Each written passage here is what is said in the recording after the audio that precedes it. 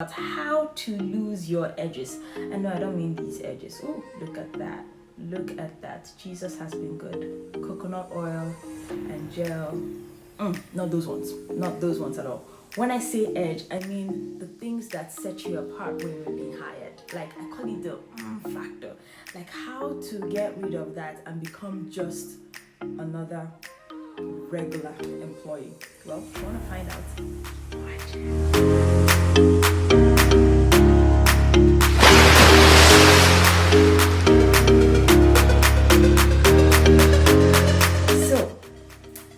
A lot of people apply for a position and you got it.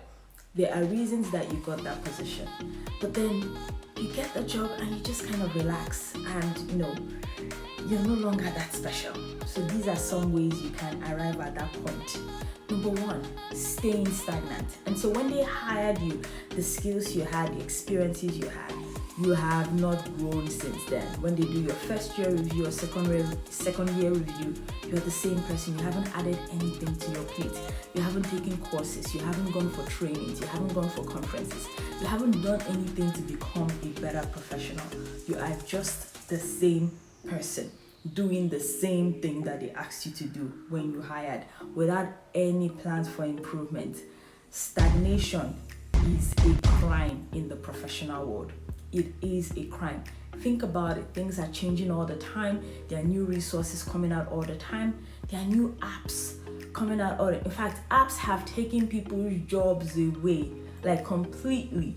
And so if you're just there with the same skills that you entered into with, in a couple of years, they're going to hire someone with a bachelor's degree, or they're going to hire somebody with less degrees than you have that will be able to do a lot more than you can do, because the world keeps changing.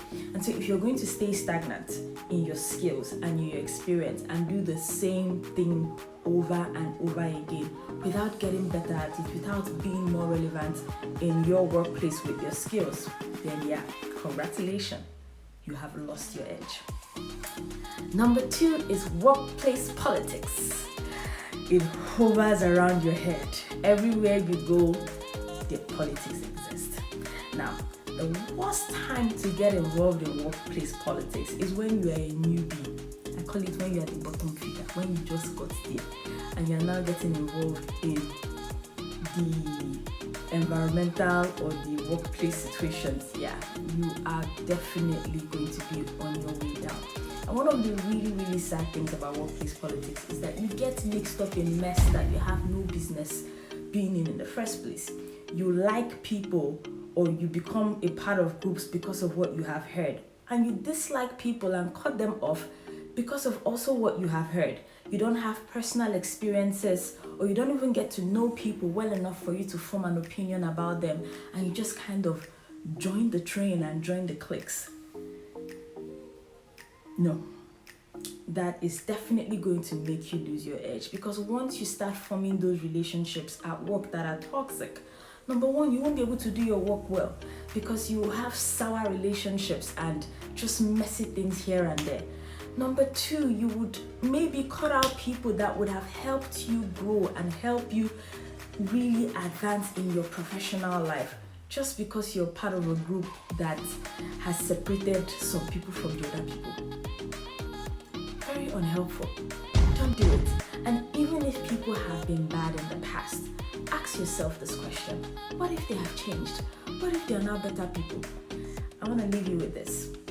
Cut people the slack that you want others to cut you. The next thing is isolation. Yes, so you come in, you're smart, you're hardworking, and you just kind of be by yourself. You don't interact with people, you don't reach out, you don't go out for lunch with anybody. When people reach out, you are cold and unresponsive. And I don't mean if you're an introvert. I get that if you're an introvert, it's harder for you to, have those interactions because they will drain you. But you have to put in an effort, because guess what?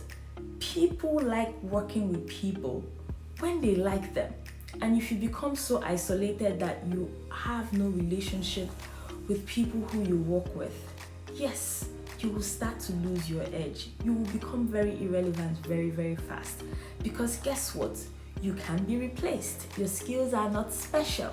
And so if people see that they don't like you or you don't like them and you can't work with them and you're always by yourself and you have no relationship with those around you, sorry, you have lost your edge.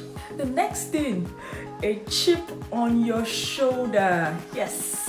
For all my people with the D degrees, the PhD, the MD, the JD, the PsyD, the PharmD, all those, boom, boom, boom. And you feel like you have gone to school, or you have a master's degree, or you have a zillion years of experiences, or I don't know, whatever it is that makes you think you're special. And so you get there, and then you start to bragado. Nobody can talk to you.